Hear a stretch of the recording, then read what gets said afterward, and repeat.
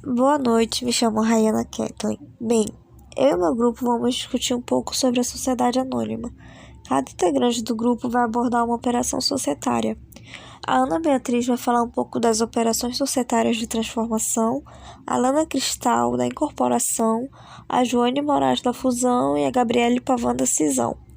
E eu vou explicar um pouco o que são essas operações. Bem, de início vamos entender o que é a sociedade anônima. É uma sociedade com fins lucrativos que, segundo o artigo 1 da Lei 6.404 de 1976, esse capital arrecadado é dividido em ações e a responsabilidade de seus sócios é limitada ao preço da emissão das ações subscritas ou adquiridas, atribuindo assim aos donos a denominação de acionistas. Por regra, deve ser composta por 2 ou mais acionistas. Bem, a sociedade anônima se divide em duas categorias: a sociedade anônima de capital fechado e a sociedade anônima de capital aberto.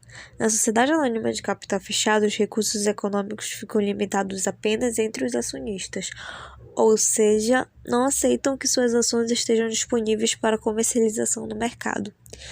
Já na sociedade anônima de capital aberto, há a disponibilização dessas ações para negociação no mercado.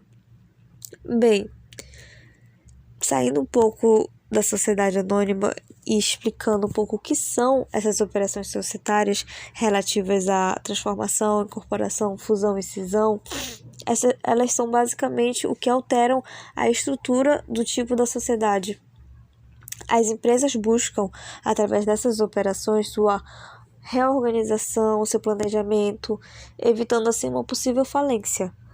Essas operações são regidas pela legislação brasileira, na lei que eu já mencionei anteriormente, a Lei 6.404 de 1976, conhecida como LSA, e a Lei 10.406 de 2002, conhecida também como Código Civil. Essas operações buscam evitar uma monopolização que, por sua vez, trará prejuízos ao mercado como um todo, buscando uma maior segurança para a própria empresa. Explicando brevemente o conceito de fusão, porque a Gabi vai explicar melhor depois, a fusão corresponde à união de duas ou mais companhias que se extinguem, formando uma nova e única empresa, que as sucede em direito e obrigações. Nesse sentido, a operação societária de fusão está submetida ao CAD, pois os processos de compras e fusões precisam da aprovação do Conselho Administrativo de Defesa Econômica, que em muitos casos impõe restrições à união das empresas, mas na maioria das vezes acaba aprovando esse processo. Boa noite, professor Paulo e colegas. Eu vou falar sobre transformação. Mas o que é transformação? É uma alteração da disciplina legal de uma sociedade, ou seja, é a mudança de um tipo societário para outro, independentemente de liquidação ou dissolução, como está previsto no artigo 220 da Lei nº 6.404 de 76. Como aqui estamos tratando de sociedade anônima, então poderia ser usado como exemplo a transformação de uma sociedade anônima para uma sociedade simples ou de uma sociedade limitada para uma sociedade anônima. A sociedade anônima pode ser transformada em qualquer outro tipo societário, com exceção de uma sociedade despersonificada, porque não se trata de um tipo societário autorizado por lei. Tudo o que diz respeito à transformação de tipo societário está previsto nos artigos 220, 221 e 222 da Lei de Sociedades Anônimas. No 220 é conceituado que é uma transformação de tipo societário. No 221 é exposto que para que haja uma transformação, primeiro tem que ser unânime a decisão dos sócios ou acionistas. E no 222 são regulados os direitos dos credores em caso de transformação, garantindo dessa forma que os direitos deles no tipo societário anterior da empresa vão ser os mesmos no tipo societário novo. Um caso que aconteceu recentemente de infração de um desses artigos que eu citei foi em São Paulo, em abril desse ano, onde 2 acionistas de uma sociedade anônima entraram com uma ação contra essa sociedade anônima porque eles trocaram de tipo societário, fizeram uma transformação e eles não estavam na assembleia para decidir por essa transformação. E como é previsto no artigo 221, é exigido que os sócios ou acionistas decidam de forma unânime pela transformação de tipo societário.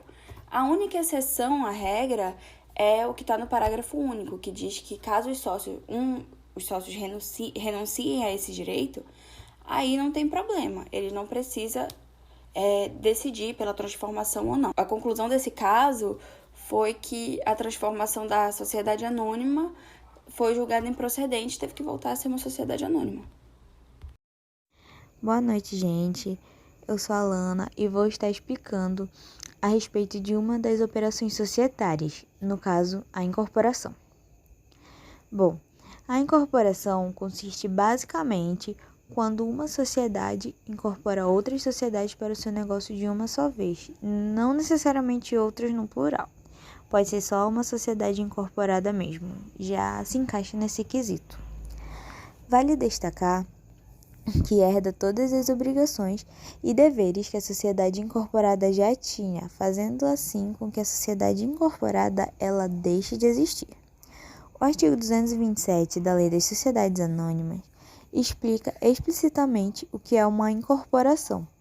Ele diz assim: a incorporação é a operação pela qual uma ou mais sociedades são absorvidas por outra, que lhes sucede em todos os direitos e obrigações. Bom, visto isso, é necessário esclarecer que para que haja efetivamente a incorporação, é preciso que a empresa passe por uma análise e balanço patrimonial, que é quando é inspecionado um relatório contábil que avalia a condição patrimonial e financeira de uma empresa ao final de um determinado período. Varia de caso para caso. Pode ser um período de 12 meses, 16 meses, 6 meses, 18 meses, né? Varia. Mas não para por aí não. Não é só esse relatório contábil que é necessário. Os sócios da empresa incorporadora, eles precisam aprovar o negócio, eles precisam aprovar o processo, eles precisam aprovar essa incorporação. Tão como os sócios da empresa que vai ser incorporada, eles também precisam aprovar a incorporação. Precisa haver aprovação de ambos os lados para ser efetivamente, o processo ser efetivamente concluído. E um dos exemplos que nós temos de incorporação é a da Natura com a Avon. Para quem não sabe, em 2019 a Avon foi comprada pela Natura, passando a fazer parte do portfólio do grupo da Natura. Esse processo foi o processo de incorporação. Agora a Natura ela faz parte da Natura. A Avon não é mais uma empresa, não é uma sociedade, ela é uma marca da Natura. É isso. Me chamo Joane Cruz e vou falar sobre fusão empresarial. A fusão empresarial é uma operação jurídica que une duas ou mais empresas para dar origem a uma nova organização. Nesse modelo, as pessoas jurídicas deixam de existir individualmente e formam uma única sociedade, que concentra todo o patrimônio, direitos e obrigações desenvolvidas. A fusão ocasiona o desaparecimento das sociedades que se unirem e pode ocorrer com empresas do mesmo segmento ou de segmentos diversos. Como exemplo de uma fusão de idênticos segmentos, temos o caso da Sadia e da Perdigão, e de exemplo de segmentos diversos temos a fusão do Banco Santander com a Hyundai. A intenção da fusão empresarial é otimizar a competitividade do mercado, diminuir riscos e acelerar o crescimento da empresa. Porém, o CAD é o responsável por aprovar ou não a fusão das sociedades, protegendo a justa ocorrência e os consumidores da operação, como o fim de concorrência no segmento operante ou alta de preços que prejudiquem os consumidores. É indispensável buscar o serviço de uma consultoria especializada antes de realizar uma operação de fusão na empresa. É por meio da consultoria especializada que poderá haver um estudo de casos e apontar as melhores soluções para que os ganhos sejam otimizados. Boa noite, meu nome é Gabriele e eu vou falar sobre cisão. Segundo o professor Tomazetti, cisão é o desmembramento total ou parcial da sociedade que transfere para uma outra ou várias sociedades já existentes ou constituídas para este fim. Entrando mais no assunto, existem dois tipos de cisão, a total e a parcial. A parcial é quando só é transferida uma parte do patrimônio e assim a sociedade cindida continua subsistindo. Um exemplo seria a Gol Smile, onde ocorreu a criação da Smile SA e em decorrência disso houve a redução do capital social da Gol e a mesma continua existindo. Já a cisão total é quando todo o patrimônio é transferido para novas sociedades, fazendo com que assim a cindida seja extinta. Existem dois subtipos desta modalidade de cisão. E a primeira que será explicada é a cisão pura, que ocorre quando uma sociedade transfere a sua integralidade de seu patrimônio para duas ou mais novas sociedades, extinguindo sempre a sociedade cindida. Essa possui como objetivo uma organização mais racional. Já a segunda é chamada de cisão-absorção. Trata-se de uma sociedade que transfere todo o seu patrimônio para sociedades já existentes, assemelhando-se ao processo de incorporação. Logo que as sociedades recebem parte do patrimônio, podem ter um acréscimo de poder de mercado. Uma curiosidade importante sobre a cisão é que as sociedades que absorvem as cindidas terão responsabilidade solidária sobre as obrigações das mesmas. Agora também, falando brevemente sobre a formação do capital social, é fato que ocorre um aumento proporcional deste patrimônio absorvido. Logo, novas ações serão criadas e distribuídas aos sócios acionistas da sociedade cindida. Mas nunca ocorrerá da sociedade em si se tornar sócia, lembrando-se sempre que ocorre uma responsabilidade solidária entre estes. Além do mais, é importante ressaltar que nas sociedades anônimas há o direito de retirada, após a criação de uma lei, que está presente no artigo 137, parágrafo 3º da Lei 10.303. Somente haverá direito de retirada se a cisão implicar em mudança de objeto social, salvo quando o patrimônio cindido for vertido para a sociedade, cuja atividade preponderante coincida com a decorrente do objeto social da sociedade cindida, redução do dividendo obrigatório e, por fim, a participação em grupo de sociedade.